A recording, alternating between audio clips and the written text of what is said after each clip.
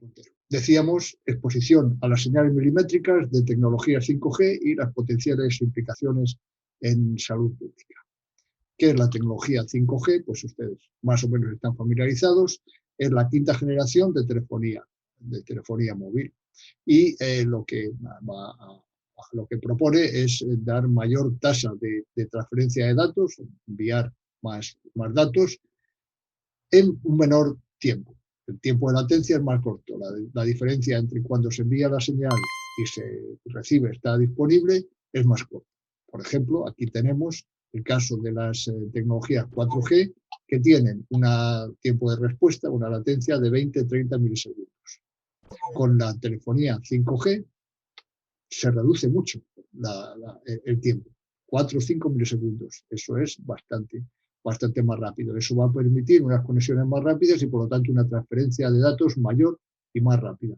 Eso para un usuario como yo, que no me bajo películas, que hago un uso solamente de comunicación con la telefonía o de acceso a Internet y no más, la diferencia de estos milisegundos puede no ser muy importante.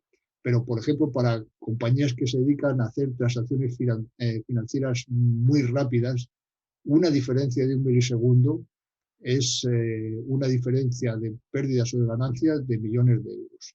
De manera que para compañías y para corporaciones esto representa una enorme ventaja. ¿Cómo se consigue esto? Pues se consigue mediante el uso de señales de muy alta frecuencia, que se llaman ondas milimétricas, y que tienen la característica física de que son de corto alcance, alcanzan menos distancia que las otras señales que hemos, 4G, 3G, y son poco penetrantes, porque cuando la frecuencia es muy alta penetra poco en nosotros, ¿no? Se queda a nivel de la piel y poco más profundo. Esas son las características fundamentales que deben conocer para entender esta charla, que por otro lado es bastante asequible, es para todos los públicos. Bien, aquí tenemos qué es lo que haría un teléfono de estos. Si hasta ahora con el 4G que yo tengo, tengo acceso a mandar mensajes de texto o de voz, tengo acceso a Internet y puedo ver vídeos y películas, con un sistema 5G también puedo enviar mensajes, tengo acceso más rápido a Internet, puedo ver vídeos y películas en ultra alta densidad y en 3 dimensiones, y puedo utilizar estas capacidades de Smart Home, que puedo manejar algunos electrodomésticos de mi vivienda desde el exterior.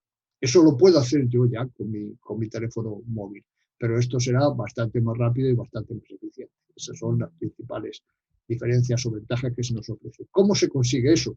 Pues para hacer eso necesitamos un cambio, una ampliación sustancial en la arquitectura de la red de telefonía. Porque la telefonía de 5G va a necesitar hacer uso de la 4G que ya existe.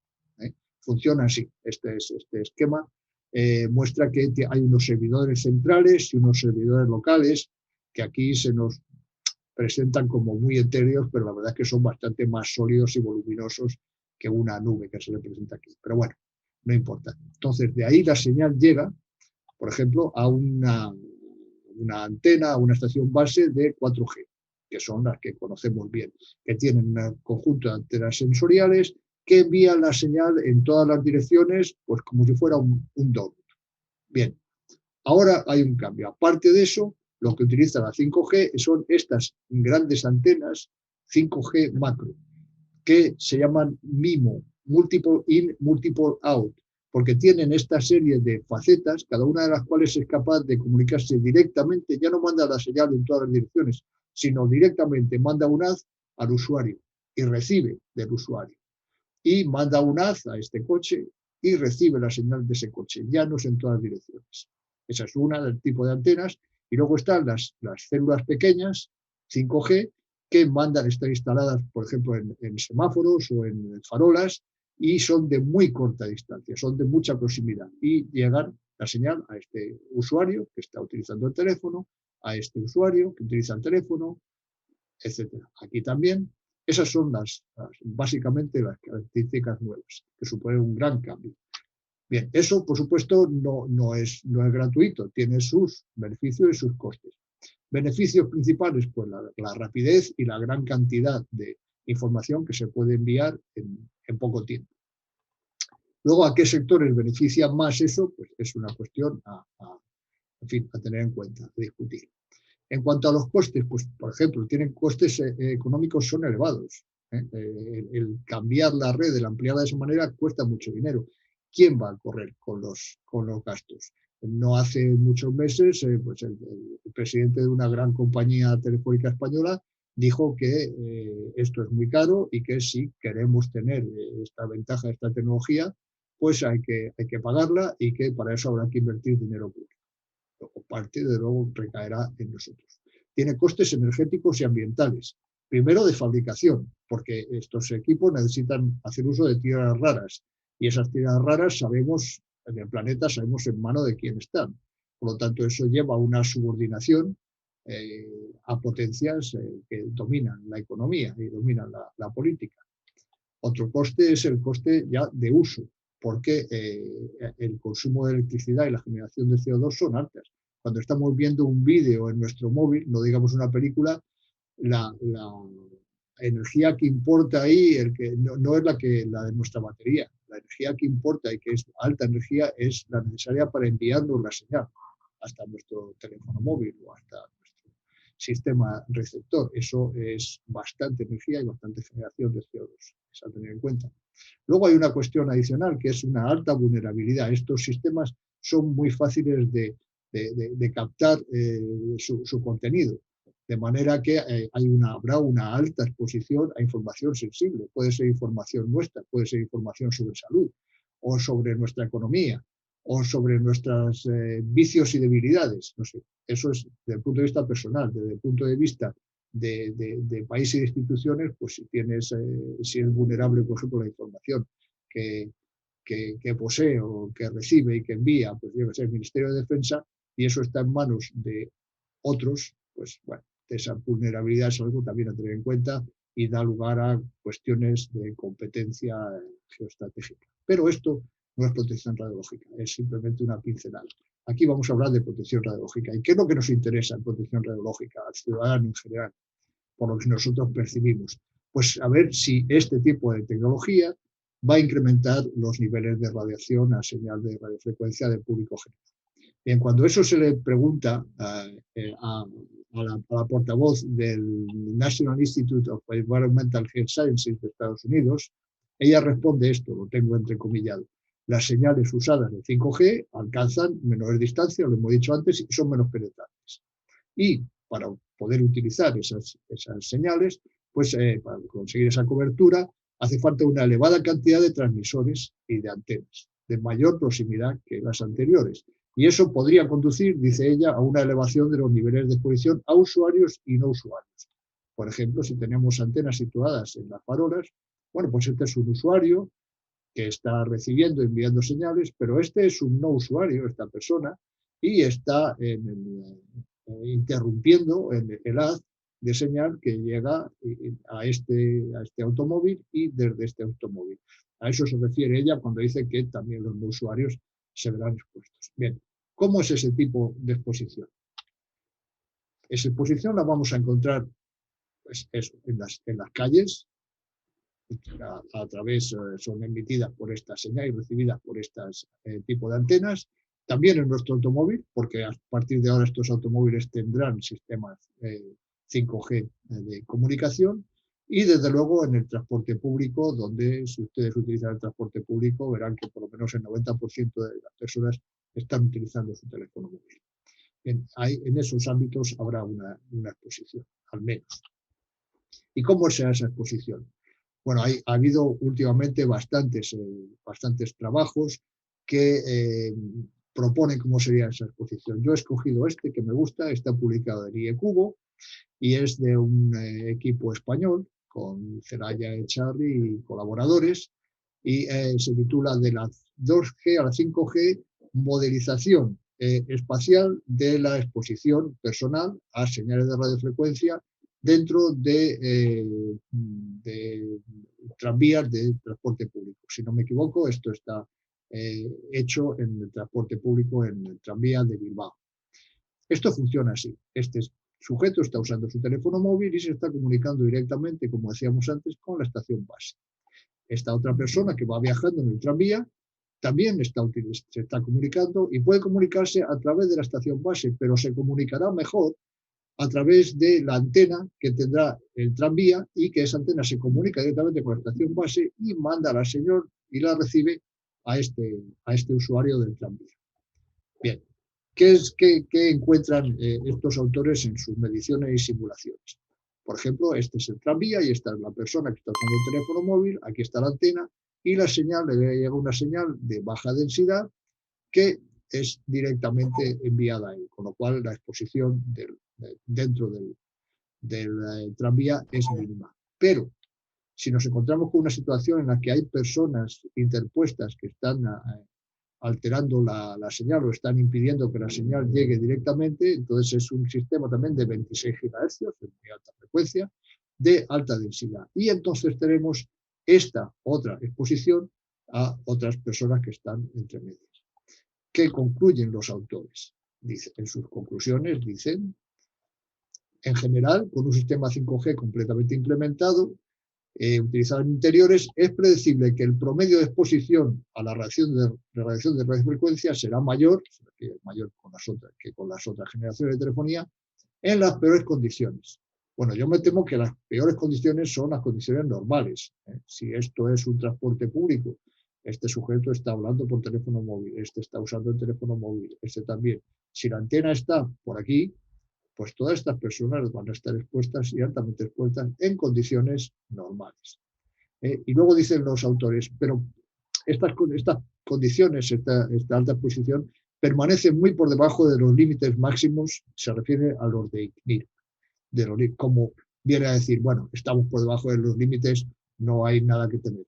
La exposición puede ser más elevada que antes, pero estamos dentro de lo que se considera normal e inocuo.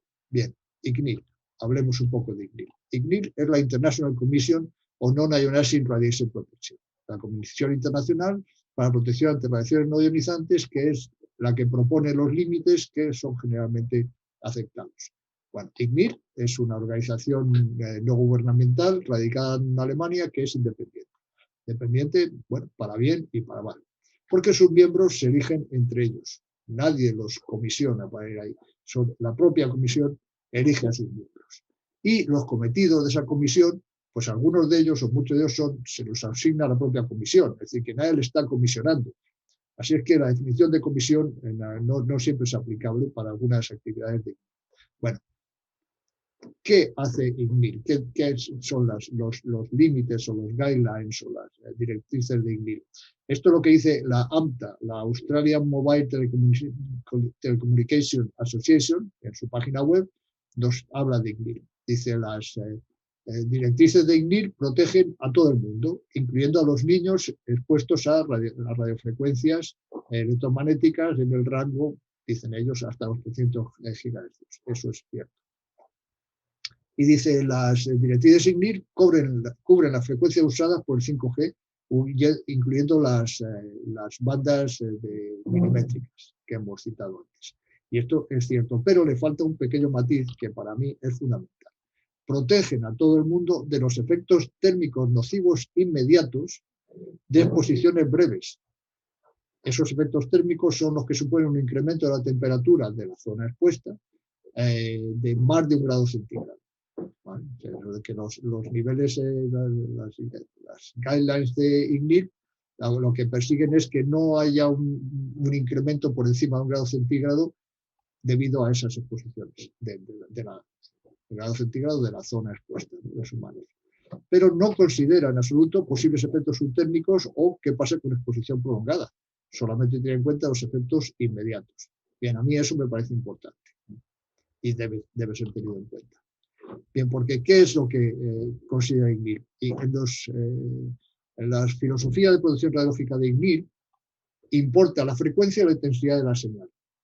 Solo la señal. No qué tipo de células expuesta, es la señal.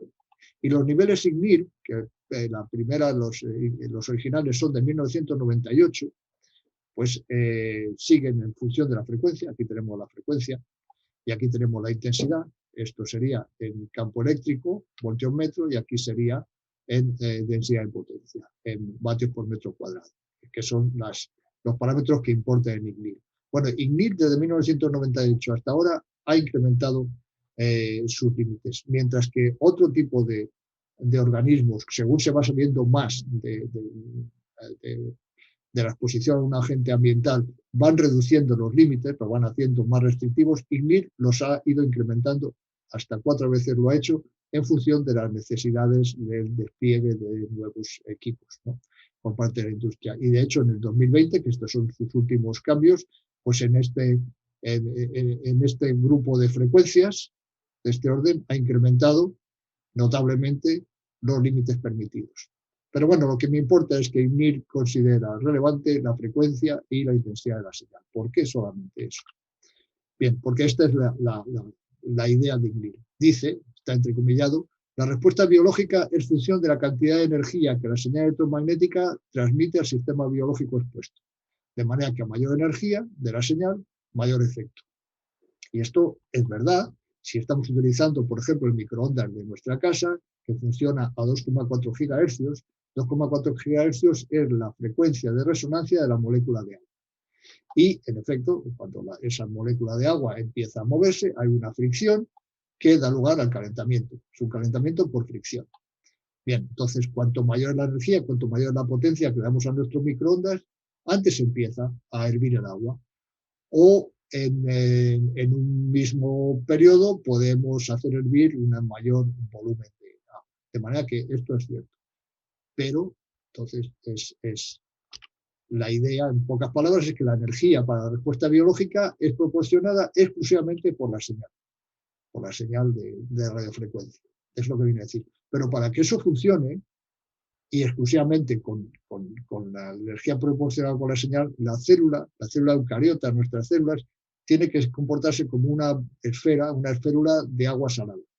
Nada más. Bien, y eso es demasiado simple, porque ya los niños de 8 años saben que la célula es bastante más que una bola de agua salada. Y si uno ya estudia un poco más citología, pues se da cuenta de que la célula eucariota, que nuestras células son una especie de cosmos en miniatura que hoy por hoy nos es inabarcable. Es tan compleja que solo sabemos unas pocas cosas acerca de ella. Para poner un ejemplo, esto es la membrana celular, el pellejo de la célula, ¿vale? Lo más simple que tiene la célula.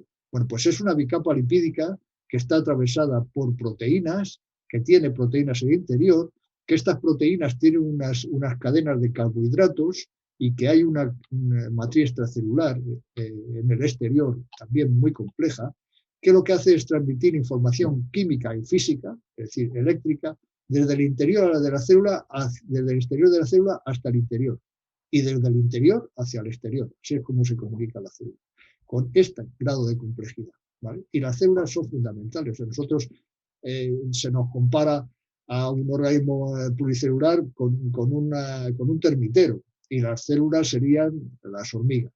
Y hay distintos tipos de hormigas, unas son obreras, otras son guerreras, otras son fecundadoras, etc. Y bueno, si matas a una hormiga no pasa gran cosa porque es sustituida por otras.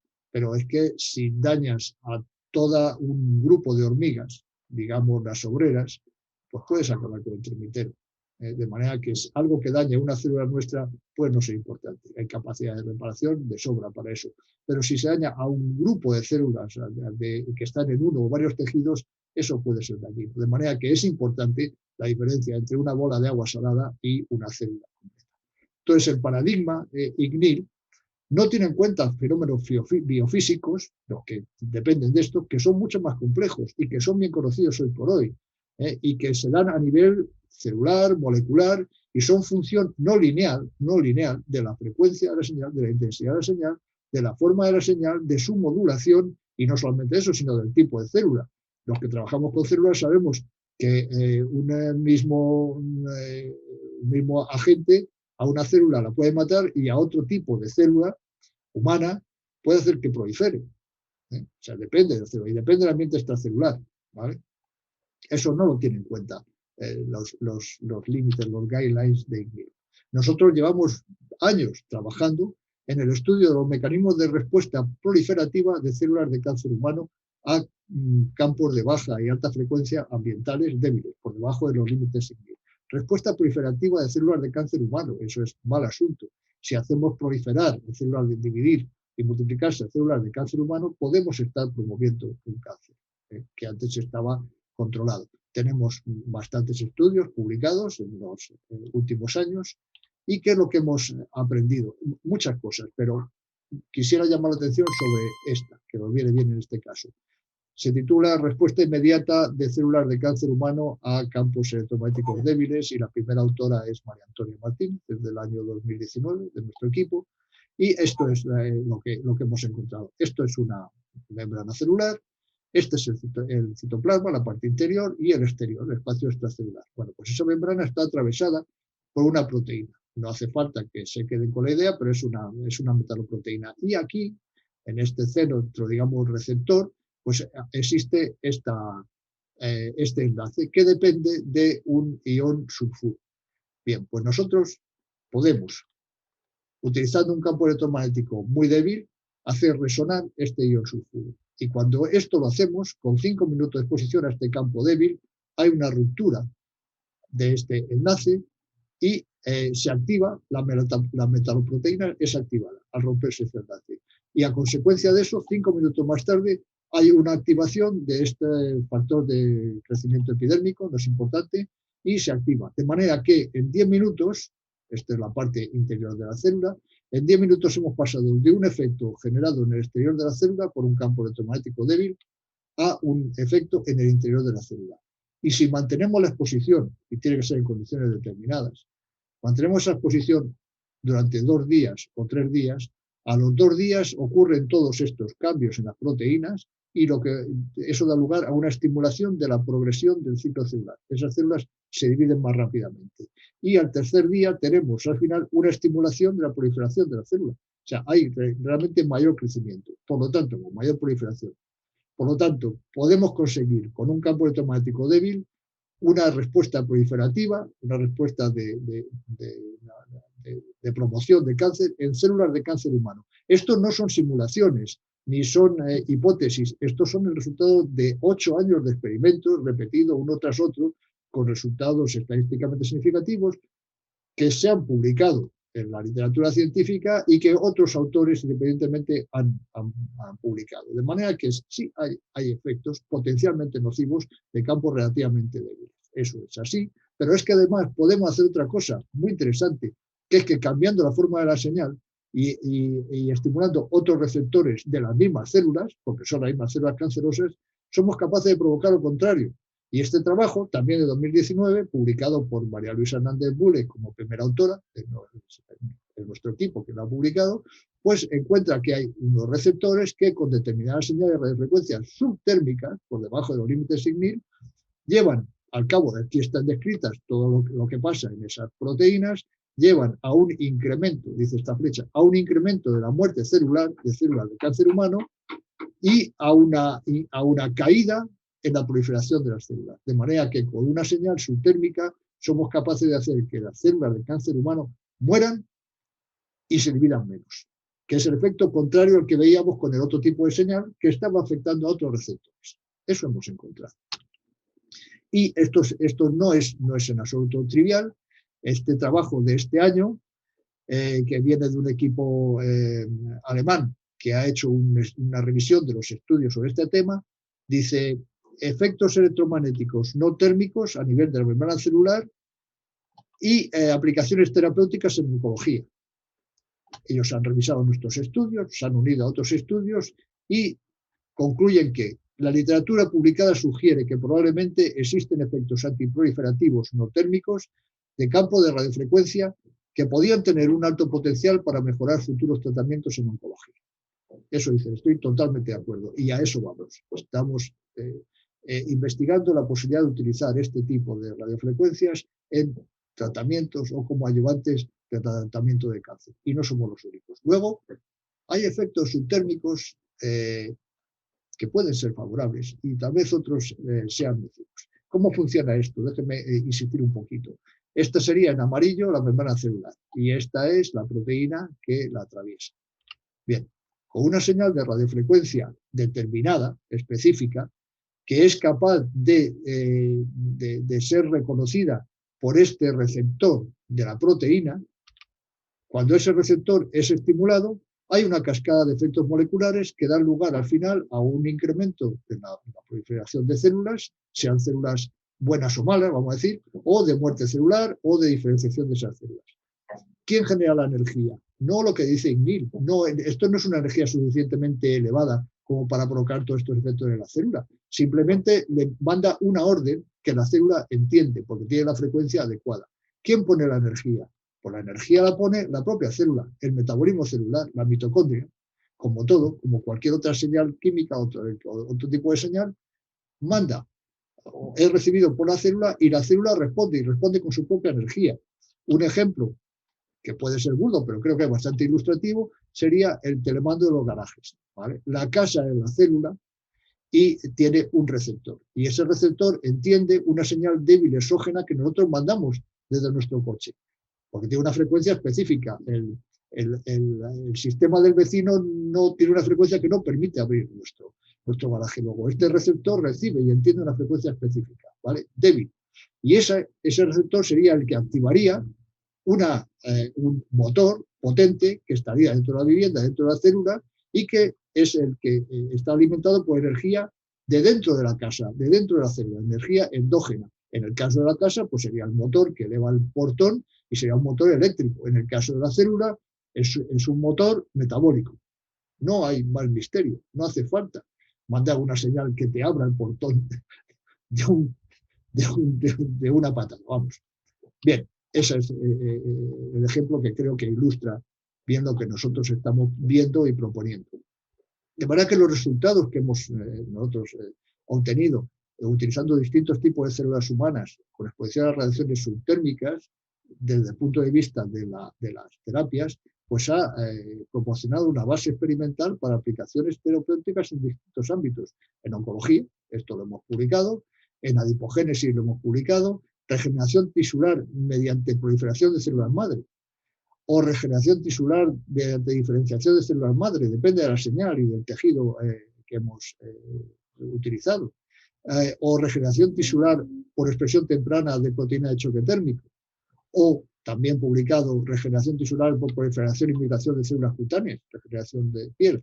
Todo esto, estos datos han conducido a avances sustanciales en las aplicaciones de terapias por radiofrecuencias. Hasta no hace tanto tiempo, estas terapias eran terapias de diatermia que utilizaban hipertermia. O sea, el objetivo era calentar los tejidos del paciente para curarlo, ¿no? Para regenerarlo. Ahora se están utilizando, incluso con esos mismos equipos, unas señales distintas que funcionan en niveles subtérmicos y que tienen efectos terapéuticos muy significativos.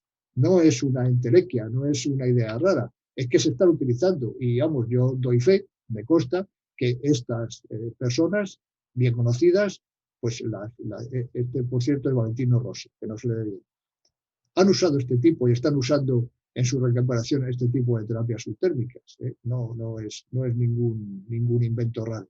Bien, eso se puede hacer con radiofrecuencias subtérmicas, ¿vale?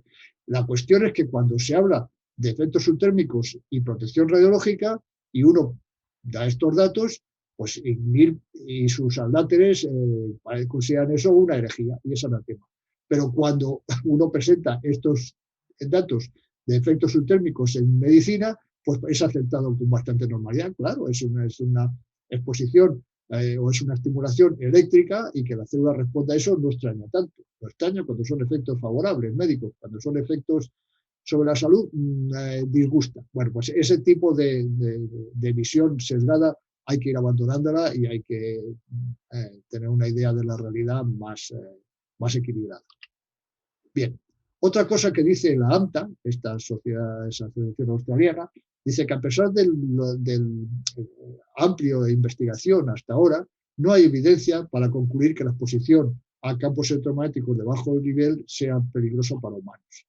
Bien, esto cita este texto a la Organización Mundial de la Salud en un resumen sobre efectos para la salud de campos electromagnéticos. Sí, pero es que, a ver, esta frase viene de un documento que generamos cuando yo trabajaba en la Agencia de Protección Ambiental en 1995, cuando de estas cosas se sabía muy poco. Y 7 años más tarde, ese mismo texto lo cogió la Organización Mundial de la Salud, en el ya 2002, y lo incluyó en su sumario de efectos sobre la salud. Pero es que de esto han pasado 20 años y de esto más. Y la evidencia que tenemos ahora reciente pues es distinta, de manera que esto ya no es válido.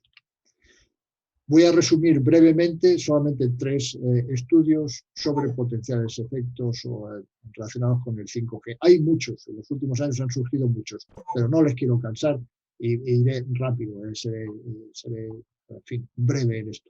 El primer estudio que he elegido, y que digo están en la literatura y al alcance de cualquiera en Internet, está publicado en Environmental Research, y es la piel humana como un receptor subterahercio, es decir, señales de milimétricas que están por debajo de la frecuencia de los terahercios. Dice, ¿esto supone algún peligro, el 5G? Y dicen los autores, en su resumen, es necesario tomar en consideración las implicaciones de la inmersión humana en el ruido electromagnético, en el ambiente electromagnético provocado por los dispositivos que funcionan a las frecuencias de resonancia del conducto sudoríparo, que dice que es una antena helicoidal. Efectivamente, estas frecuencias pueden hacer entrar en resonancia y por lo tanto afectar a los conductos sudoríparos, por las características que tienen estos glomórulos y estos conductos. Y si efectivamente pueden tener un efecto, pues imaginen lo que supone una alteración del sistema de las glándulas sudoríparas humanas. Es mal asunto, ¿no? Bueno, pues eso proponen estos autores con sus estudios. Dice, este artículo que ellos publican es una señal de alarma contra el uso incontrolado de tecnologías de telecomunicación subterahercios sin que se haya investigado sus posibles consecuencias para la salud pública. Otro estudio que he elegido.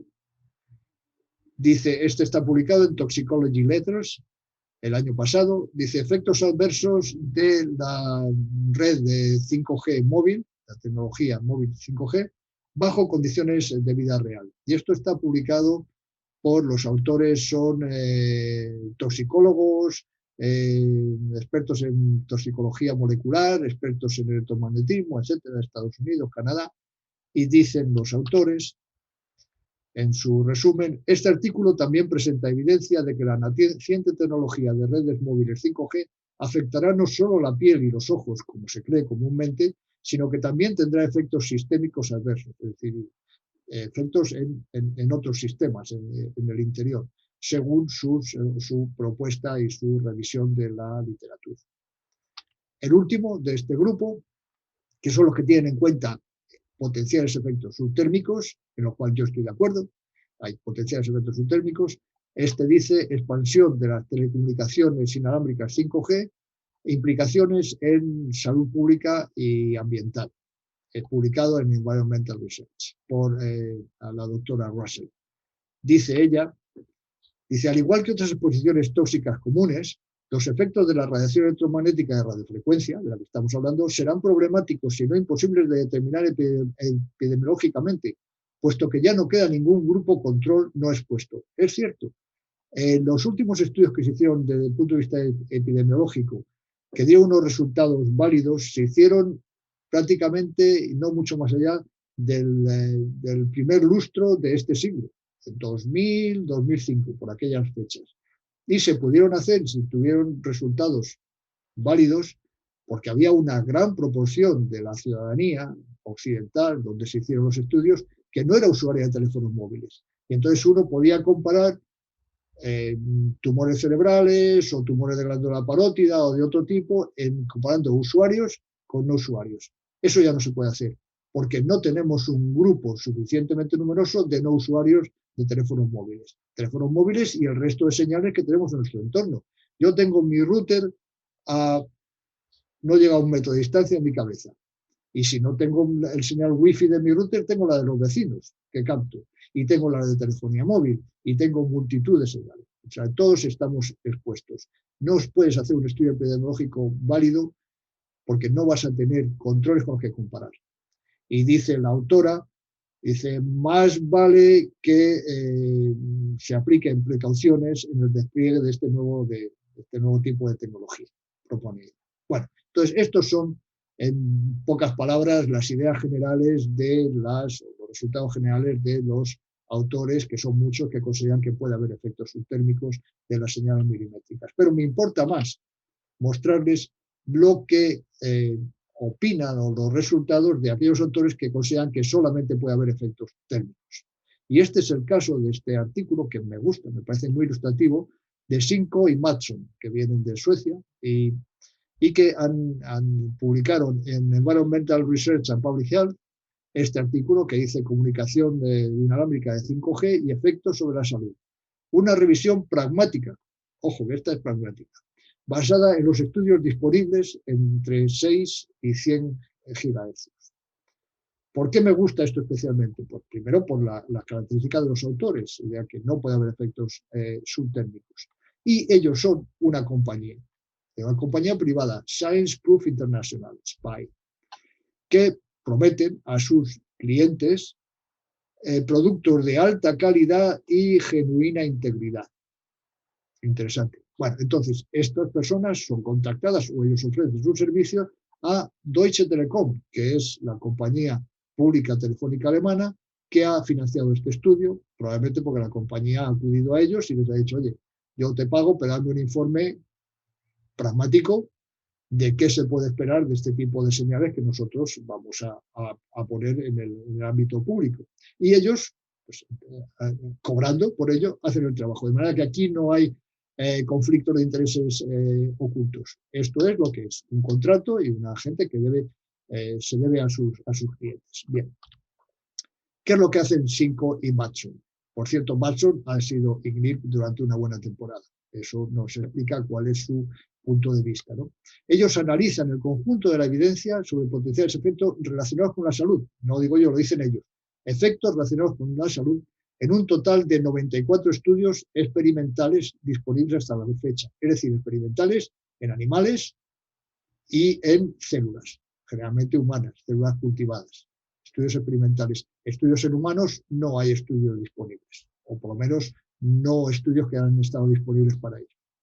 Bueno, ellos empiezan su trabajo dejándole claro a su cliente y a los que leen el trabajo cuál es una declaración de principios. Dicen, en la actualidad solo se reconocen los efectos térmicos debidos a campos electromagnéticos de alta frecuencia. Dice, se ha sugerido que la exposición a radiofrecuencias puede causar también efectos no térmicos. Sin embargo, hasta ahora ningún comité de expertos reconocido ha apoyado tal afirmación. Cuando dicen reconocido, esto lo subrayo yo, no ellos, cuando dicen reconocido se deben referir a IGNIR, que debe ser el único que reconocen, porque es que hay otros. Ya hemos visto expertos que publican que puede haber efectos subtérmicos, nosotros también, entre ellos. Pero es que además, caramba, la Organización Internacional para la Investigación del Cáncer, que es de la Organización Mundial de la Salud, ya en el año 2011, con los datos que había epidemiológicos y otros, incluyó las señales de radiofrecuencia, incluyendo muy especialmente las de telefonía móvil, dentro de su listado de posibles cancerígenos. Y IARC hizo eso reuniendo a comités de expertos que no eran de IARC, sino comités de expertos seleccionados por su conocimiento en la materia. ¿Vale? Entonces hay comités de expertos que sí aceptan efectos subtérmicos. ¿Vale? Y los califican dentro de posibles cancerígenos, junto con otros muchos, yo aquí he seleccionado, creosotas, DDT, plomo, formaldehído, gases de combustión.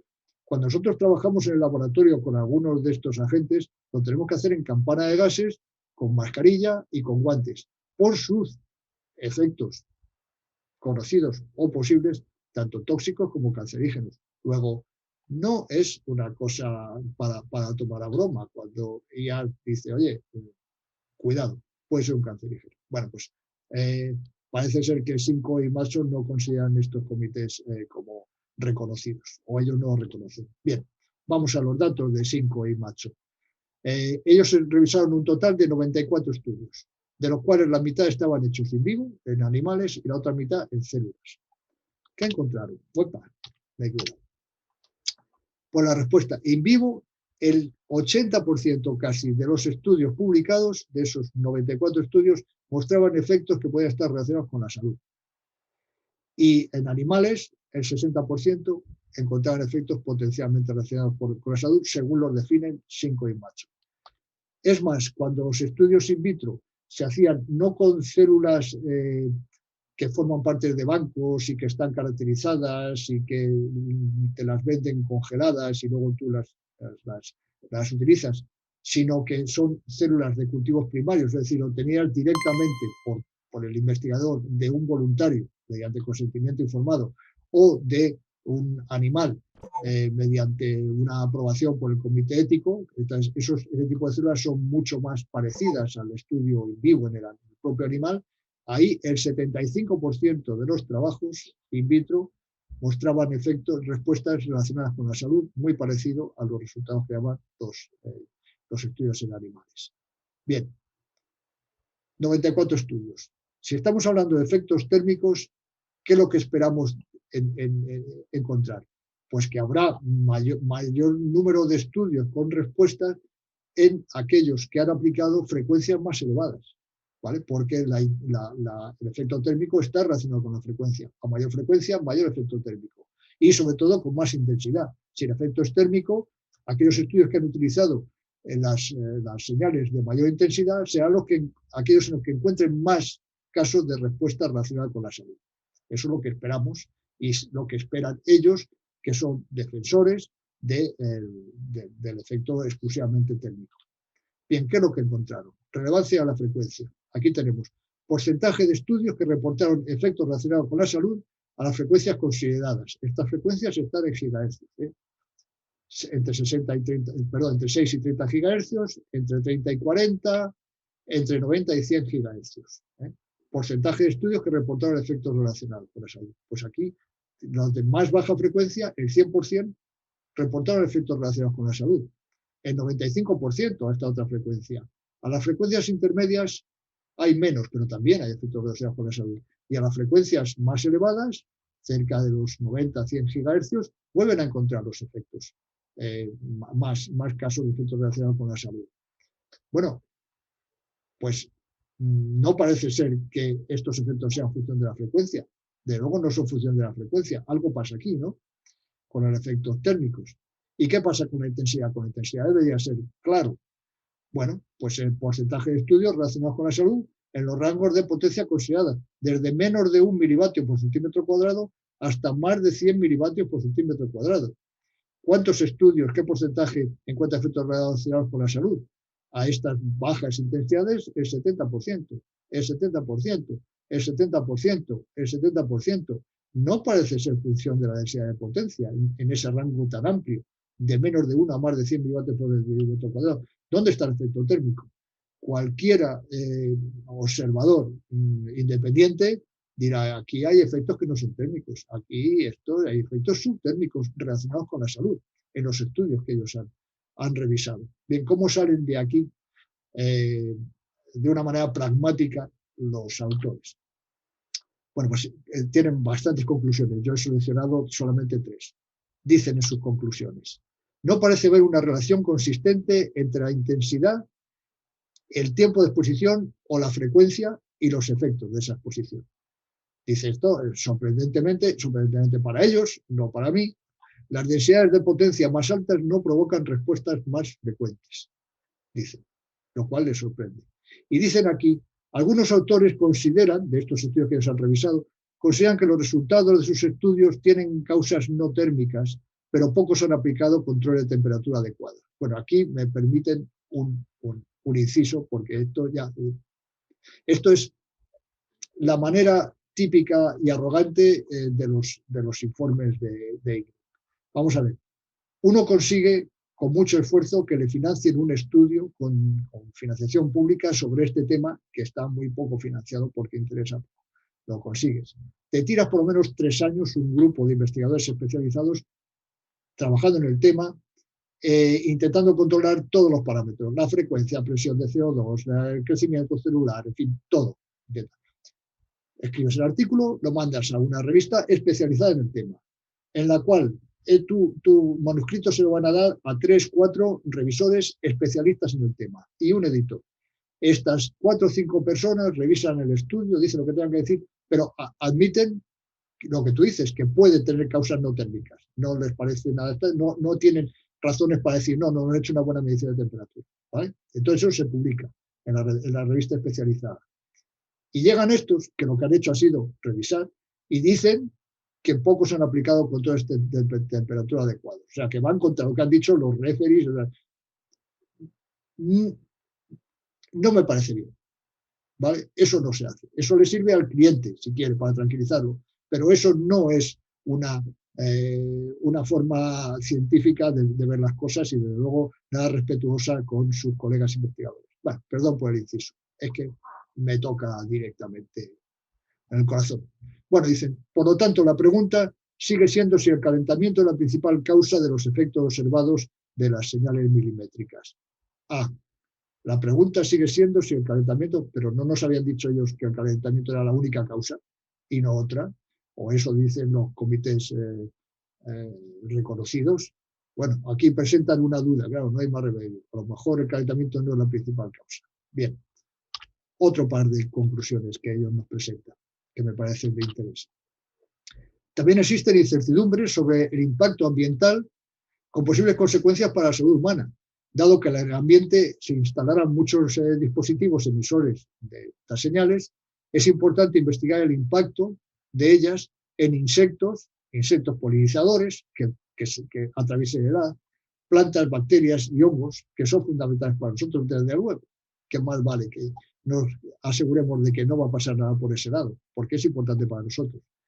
Dice, la cuestión del aumento de temperatura en organismos muy pequeños es particularmente relevante, ya que la profundidad de penetración de estas señales en estos animales pequeños podría calentar el organismo completo, al insecto completo, al animal completo. De luego, podía calentar que lo podía freír. ¿Vale? Eso hay que tenerlo en cuenta. Es importante que ellos, estoy de acuerdo, lo manifiestan. De manera que, en resumen, cabe señalar que existen lagunas en el conocimiento con respecto a la generación local de calor en pequeñas superficies vivas. Por ejemplo, los animales, en la piel, en los ojos. Estamos hablando de la piel, estamos hablando, hay cánceres de piel muy severos, letales, o en los ojos, o en las glándulas sudoríparas. ¿Vale? Por ejemplo, ahí puede provocar efectos específicos sobre la salud, desde luego. Además, es necesario responder las dudas sobre la posibilidad de efectos no térmicos. Bueno, ya tienen dudas, está bien, es bueno saberlo, desde luego. Bien. Ahora, entonces hay una serie de lagunas que hay que investigar, ¿vale? Pero admitiendo esas lagunas, que a mí me parece que no son muy tranquilizadoras, la ausencia de conocimiento en ese tema, ¿cómo se explica que INVIR haya establecido en el 2020 nuevos estándares térmicos? Hemos visto que lo que ha hecho ha sido incluso elevar los límites de protección radiológica para el público que no tienen en cuenta esas carencias.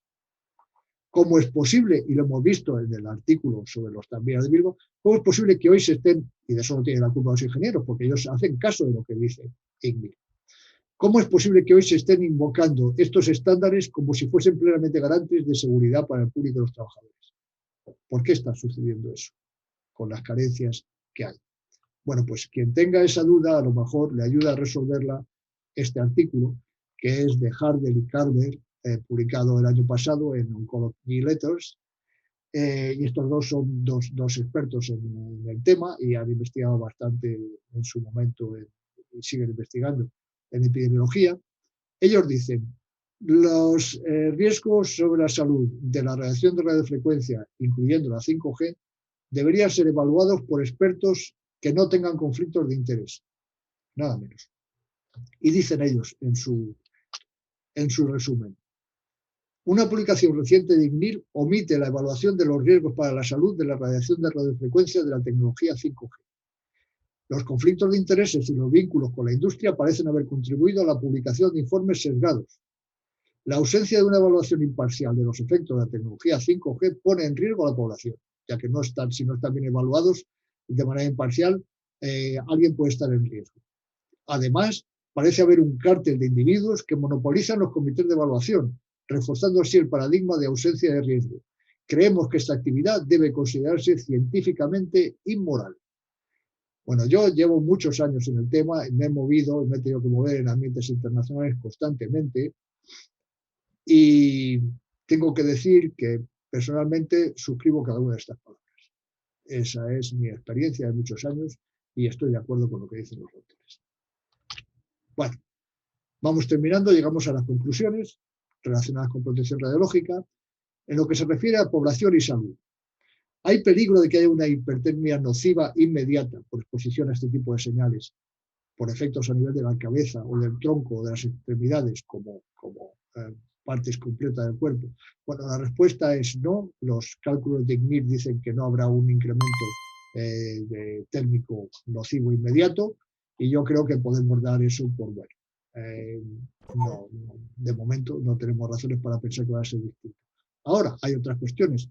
Efectos térmicos no a nivel de troncos localizados, nocivos a medio o largo plazo en el ojo, en la piel, en otros sistemas, pues hay datos, como hemos visto, que indican que a lo mejor sí los hay, esos efectos térmicos localizados, y no tenemos una respuesta para ello. En cuanto a efectos subtérmicos eléctricos nocivos a medio o largo plazo, también ojo, piel, otro, también tenemos indicios. Vamos a tener en cuenta. Y no tenemos una respuesta a esta pregunta. En cuanto al ambiente relacionado con salud humana directamente, efectos térmicos y o subtérmicos. La fauna, insectos polinizadores que hemos citado antes, pueden verse afectados, pues parece que pueden verse afectados, pero no tenemos datos al respecto, ni posibles efectos sobre la flora, pólenes, hongos, o sobre bacterias que son fundamentales para nosotros. No sabemos. Carecemos de esas bacterias que están en nuestra piel, por ejemplo, sin ir más lejos. ¿Qué parasimatas esos organismos? No sabemos. El consenso general en este momento, y además se dice en Europa en varios estamentos oficiales, urge rellenar las lagunas esas del conocimiento. Y eso como se hace mediante investigación coordinada. Hace años, hace 30 años que la doctora Leal pedía una investigación coordinada en Europa con un centro que se propuso que estuviera concretamente en Alcalá de Henares. No funcionó. Eso hace 30 años o más. Ahora está proponiendo Europa que haya una investigación coordinada en este tema. Ojalá la haya. En biomecanismos de respuesta a estas señales subtérmicas, y eso permitirá determinar potenciales efectos directos o indirectos de la exposición aguda y crónica. Efectivamente, puede que haya señales potencialmente nocivas y otra forma de señal que no lo sean. Utilicemos las que no lo son. Incluso esos conocimientos sobre biomecanismos nos va a llevar a conocer señales que son potencialmente útiles y terapéuticas. Estudiemos por ese lado. Es importante eso, es probablemente lo más importante. Esos estudios tienen que ir más allá de lo que hasta ahora se ha primado, que era la metrología y la simulación y la epidemiología. Metrología y simulación están bien, como hemos visto, siempre y cuando la conclusión no sea que se cumplen los límites ICNIRS, porque en todo caso está hecho para que se cumplan, y si no se cumplen, los elevarán una vez más, para que se cumplan esos límites, ¿vale? Y en cuanto a la epidemiología, ya hemos dicho lo que podemos esperar. Y, por último, que la interpretación de estos resultados que se obtengan en estos estudios pues sea hecha por expertos competentes, por expertos independientes, por expertos designados por organismos públicos supranacionales, a ser posible, de manera que su interpretación sea una interpretación válida, no sesgada, ¿vale? Mientras tanto, mientras conseguimos eso, ¿qué actuaciones se han propuesto para, mientras rellenamos esa laguna de conocimiento? Pues hay autoridades locales, hay países y localidades en Europa, en Iberoamérica, que han propuesto que mientras no sepamos más se haga una moratoria para la instalación de este tipo de telefonía, para conocer más antes de ello. Eso es una sensibilidad de unos países, de unas localidades. En otros países pues se considera que esas lagunas y esos datos que tenemos de posibles efectos subtérmicos, etcétera, no son suficientemente robustos como para parar el despliegue de un tipo de tecnologías que son consideradas ventajosas. De manera que cuando vemos al canario dando tumbos, pues no se interpreta que el grisú le haya dañado, sino que ese canario pues está cansado, ¿no? Y está a punto de echarse una siesta. Son esas dos visiones. ¿Qué es lo que se está haciendo en España? Pues en Jaime Vicioso, en el periódico El Mundo, hace unos meses, nos decía que según el Observatorio Europeo del 5G, España está en la cabeza de la transición al 5G. Vamos por delante del resto de los países europeos en la instalación de nuestros sistemas de 5G. O sea, nosotros somos del grupo del canal. ¿Qué significa eso? Somos una sociedad más avanzada, que no se dejan atemorizar por supuestos peligros no demostrados, o somos dentro de Europa una sociedad mal informada, poco informada y acrítica. Bueno, pues eso le dejo a ustedes, porque todo eso es opinable, eso no son datos, de manera que ustedes decidan. Yo tengo mi propia opinión, que solo expreso delante de una cerveza. Y esto es todo por hoy. Muchas gracias por su interés. He dejado esta foto de don Santiago Ramón y Cajal con mascarilla para recordarnos que es difícil olvidar que estamos todavía en pandemia y que esperamos que dentro de poco pues, podamos retirarle a don Santiago la mascarilla y podamos vernos en persona y podamos discutir sobre este tema que es tan controvertido. Muchas gracias por su interés. Espero que hayan disfrutado de la charla como he disfrutado yo y que hayan aprendido cosas o le haya llevado a pensar cosas, a hacerse preguntas que antes nos hacían. Si eso es así, yo me doy por muy satisfecho. Nada más. Muchas gracias y hasta la próxima ocasión.